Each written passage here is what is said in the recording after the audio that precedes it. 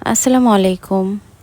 অনেক দিন ধরে বাসায় কাচ্চি রান্না করব করে আর রান্নাই করতে পারছিলাম না। তো সেদিন রান্না করেছি, তাও এটা ২ সপ্তাহ আগের ভিডিও, এখন এডিট করছি।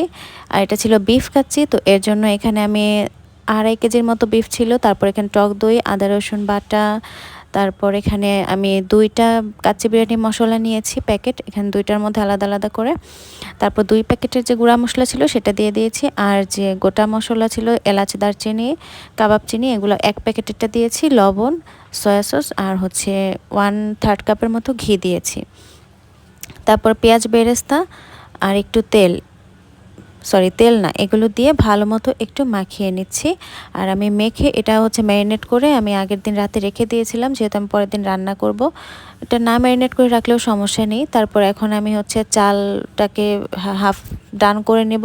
এর জন্য এখানে পরিমাণ মতো পানি দিয়ে, তারপর আমাদের যে আরেক প্যাকেটের মশলা ছিল সেই মশলা আর তেল দিয়ে পানিটাকে ফুটতে দিয়েছি। এখানে আমি বাসমতি চাল নিয়েছি ১ কেজি। তারপর চালটাকে একটু ভিজিয়ে রেখেছিলাম ভালো করে ধুয়ে। এখন হচ্ছে পানিটা ফুটে ওঠার পরে চালগুলোকে দিয়ে দিচ্ছি। তারপর জাস্ট ১টা ২টা বলক আসার পরে যেভাবে চালটা একটু বড় হয়েছে সেই পর্যায়ে আমি চালটাকে নামিয়ে নিয়েছি। এখন আমি সিজন করে নিচ্ছি। উপরে আমি পেঁয়াজ বেরেস্তা, আলু বোখরা, তারপর আলুর আমি করে ভেজে নিয়েছিলাম। তারপর হচ্ছে মরিচ আমি টুকরা টুকরা করে কেটে দিয়েছি যাতে একটু ঝালটা ছড়াতে পারে। তো এইভাবে করে দিয়ে দিয়েছি। তারপর ছিল কিশমিশ, তারপর বাদাম কুচি করে দিয়েছি। বাদামটা বেটে দিতে পারতাম, কিন্তু আমার কাছে এভাবে দিলে ভালো লাগে। ইনস্ট্যান্ট মাওয়া দিয়েছি গুঁড়া দুধের সাথে একটু ঘি দিয়ে মিলিয়ে, তারপর মাওয়া করে নিয়েছি। এখন যে আমাদের রাইসটা ছিল, রাইসটা কিন্তু শক্ত অবস্থায় আছে। বেশি যদি নরম হয়ে যায় তাহলে কিন্তু আর রান্না করলে সেটা ঝরঝরে হবে না। এখন আমি দুধের সাথে একটু ঘি মিলিয়ে রেখেছিলাম এখানে ১ কাপের মতো। সেই দুধ আর ঘিয়ের মিশ্রণটা এখানে আমি দিয়ে দিলাম, যাতে মাংসটা সিদ্ধ হতে পারে, চালটাও সিদ্ধ হতে পারে। তারপরে একটু কালার মিশিয়ে পেঁয়াজ বেরেস্তা, উপরে মাওয়া, বাদাম কিশমিশ দিয়ে আবার এটাকে আমি সিল করে দিচ্ছি। যেহেতু আমাদের কাচ্চিটা তো এভাবেই রান্না করতে হয়।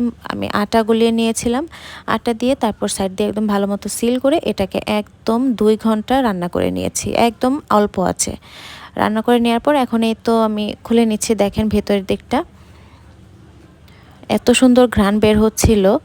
এরপর এ তো ডিশে সার্ভ করে নিয়েছি। আর মাংসটাও কিন্তু অনেক সুন্দর সিদ্ধ হয়েছে।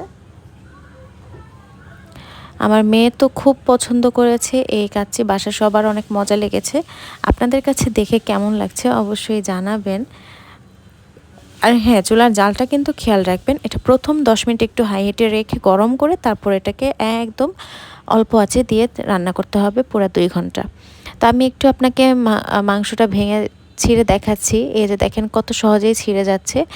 এত সুন্দর করে সিদ্ধ হয়েছিল, আর নিচে একটুও পড়ে নেই। আপনাদেরকে খেয়াল রাখতে হবে, মোটা তলানিযুক্ত পাতিল নিতে হবে। তো আজকে এই পর্যন্তই, সবাই ভালো থাকবেন।